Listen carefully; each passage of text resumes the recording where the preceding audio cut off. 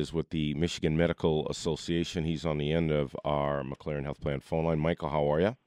Good, Tony. How are you today? I'm doing very well. Hold on the line for a minute. I want to read you this letter I received last week, and it reads as follows. Tony, I listen to you in the AM. I know that you cover the Michigan medical marijuana issues. My son uses medical marijuana, and I support him in its use.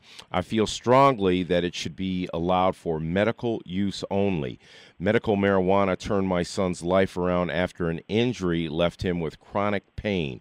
Prescription pain medicines have a lot of nasty physical side effects. The medical marijuana lets him have somewhat of a normal life without those side effects. We get the updates from the medical marijuana associations. I hope you don't mind me staying anonymous with this letter. She did not leave a name or an address. She believes, she writes that the pending bills in the state legislature give me a lot of concern. It seems the response was so strong that the lawmakers are taking a second look.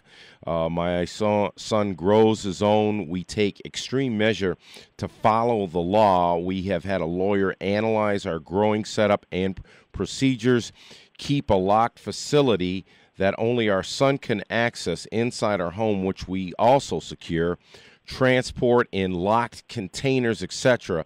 We still live in fear of law enforcement. The vagueness of the law gives law enforcement officers or prosecutors the leeway to interpret even our strong effort to comply as illegal. We may win in court, but only after bankruptcy and losing our reputations. The first time I had to transport plants, I called the state police anonymously and asked their expert how to do it legally. I was told that I was passing through 7 counties, that each one could interpret my means of transport as illegal. One of the things you never hear on the news is interviews with the people who actually use the law about their issues and problems. What do you think about that email? Well, it really sums up in great detail what a lot of patients and caregivers are going through. First of all, it's so, I understand the need and the desire to want to be anonymous, and that is the pivotal issue as far as what's happening with patients and caregivers. They don't feel comfortable coming forward. They still feel like they're, by exposing themselves and saying who they are, that they're going to be subject to arrest or prosecution. Cannabis we've learned, is a tremendous medical plant that can be used to treat a number of different disabilities, and it's non-toxic. That's the key. It's a non-toxic medicine. The use with her son is a story that we hear over and over and over again. Michigan, and he may not be in the workforce that I speak of, but the workforce for the last 50, 60 years in Michigan has been laborers. They have injuries. They're in chronic pain, and without that in an eyelash, they could go to any doctor any day of the week, and they would be written a script for Vicodin, oxycodone, what have you. The Michigan Department of Community Health that runs the Michigan Medical Marijuana Program has a statistic that 27% of Michigan households are utilizing opiates to treat their chronic pain. That's about 2.5 million people. The Michigan Registry has a mere 130,000.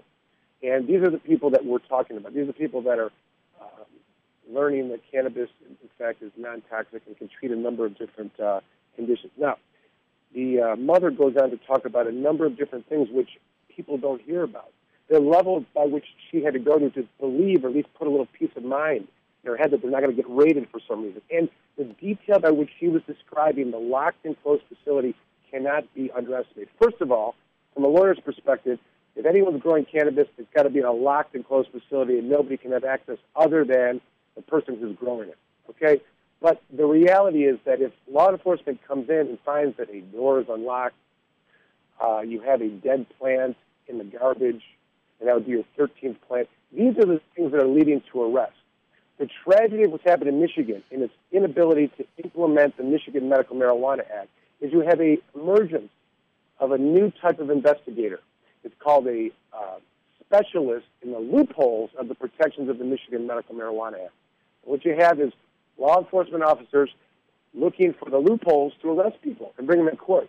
If you knew the number of times, like that mother when she called the law enforcement agency and asked for some guidance, you know how many times I've done that? You know what the answer is? Those things will be ferreted out in court, law enforcement will say. We're going to arrest you, and we'll let the courts figure it out, okay? And I'm going to tell you that the community as a whole has been begging, seeking guidance from law enforcement. What can we do? What can't we do?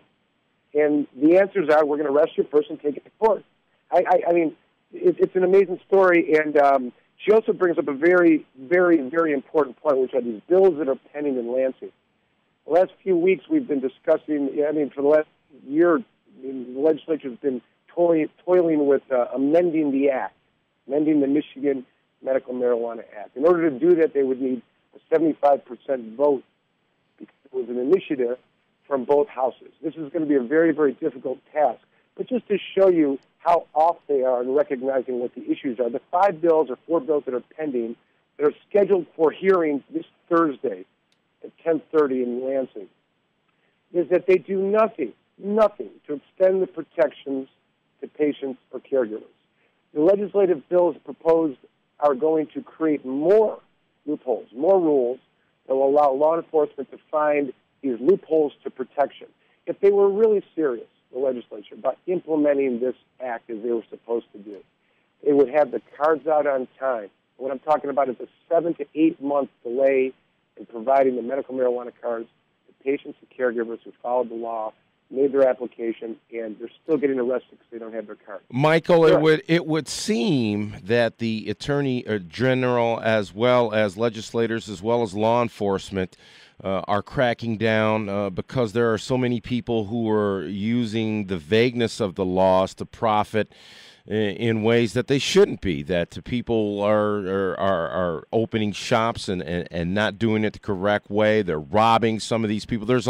With the vagueness of the law and with dealing with medical marijuana, there's bad people who, I guess, make it tougher for the people who are using the medicine correctly.